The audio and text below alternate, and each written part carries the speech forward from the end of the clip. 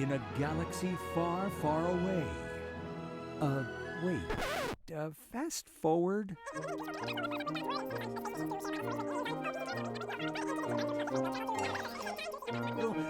Whew. In the year 2115, life as we know it will completely change. We'll travel to the outer limits of space and time. Blast off in 3, 2, 1. Hey Space Crew! Welcome back to Blast Off. I'm so happy to see each one of you today.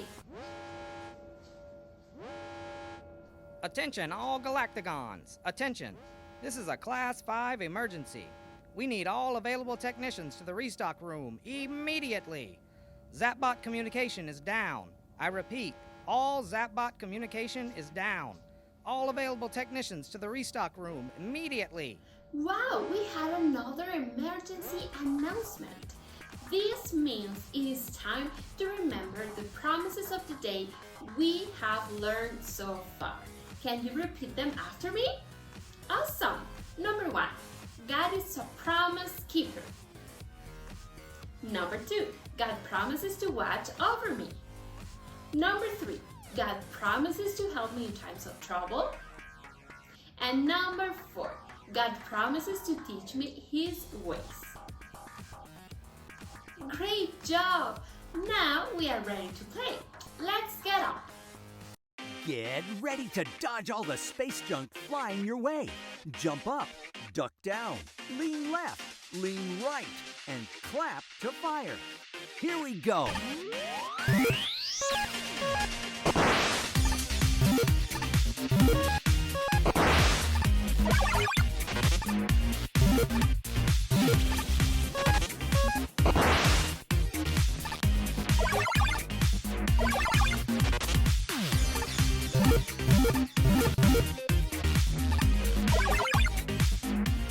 Well done, Space Crew.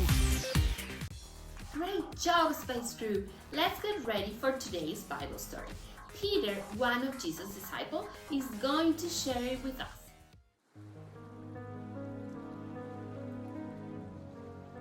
I'm Peter, one of Jesus' disciples, and I want to tell you about how God promises to always love us.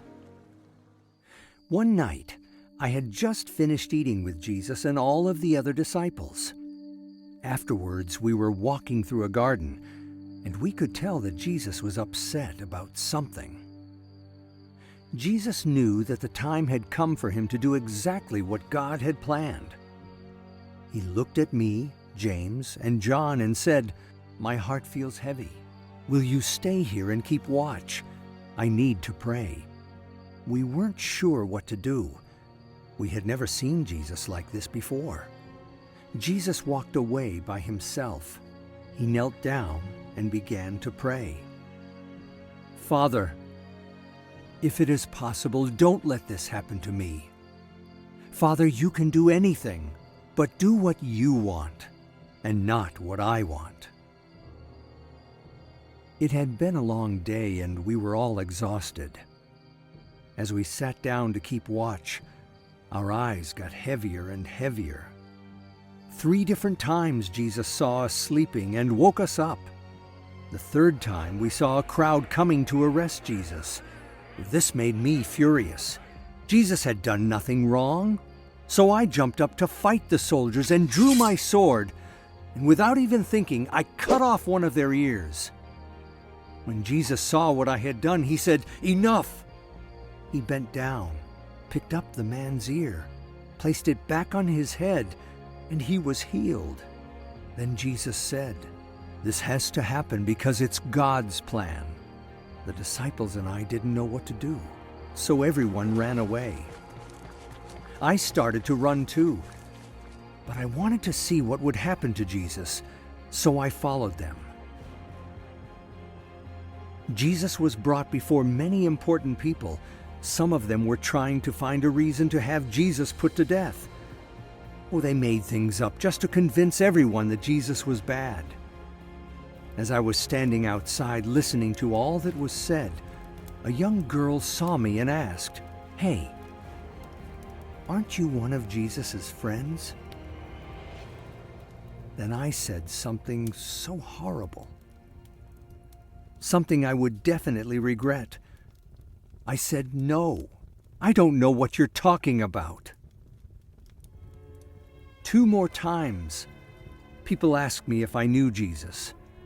I ended up shouting at them, "No, I don't even know that man." I started to have the most horrible feeling deep inside. Tears began pouring from my eyes. How could I hurt Jesus in such a way? How could I say I never knew him? Would he still love me even though I had done something so wrong? I didn't understand that part of God's plan was for Jesus to take the punishment for all of the sins that I had committed. In fact, all of the wrong things we do were placed on Jesus when he died on the cross that day.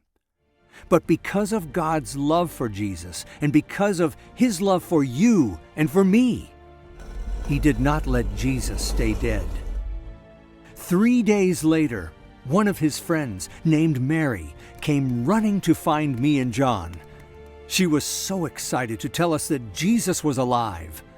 I couldn't believe it. I ran as fast as I could to see for myself, and it was true. Jesus' body was gone. Sometime later, Jesus appeared to me and some of the disciples while we were fishing. Jesus pulled me aside to ask me a question. "Peter," he said, "do you love me?" I responded as quickly as I could, "Yes, Jesus.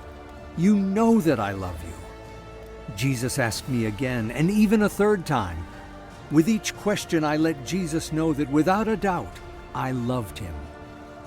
And in that moment, I knew that he loved me too, even though there were many things I had done wrong. There is a promise for us all in Jeremiah 31, the second part of verse 3. The Lord says, "I love you, people, with a love that continues forever. That is why I have continued showing you kindness. No matter what you have done wrong, remember that God promises to love you forever." You know, many times I've been like Peter. I put all my effort in being good and show Jesus how much I love him. But so many times I also have done things that are wrong and keep me apart from him. Today's class brought me hope. He has never stopped loving me and he will never will. He is the best and I can call upon his name and just talk to him from my heart, and he is good and just all the time. Wow! Well, today's promise of the day is beautiful. Are you ready to discover it? God promises to love me forever. Yes, forever. Well, Space Crew, I think we are ready to work on our memory verse, don't you think? Let me see your thumbs up. Awesome! Let's do it together. For your kingdom is an everlasting kingdom. You rule through all the generations. The Lord always keeps his promises, and he is gracious in all he does. Psalm 145:13. Great job, Space Crew! See you next week. Bye!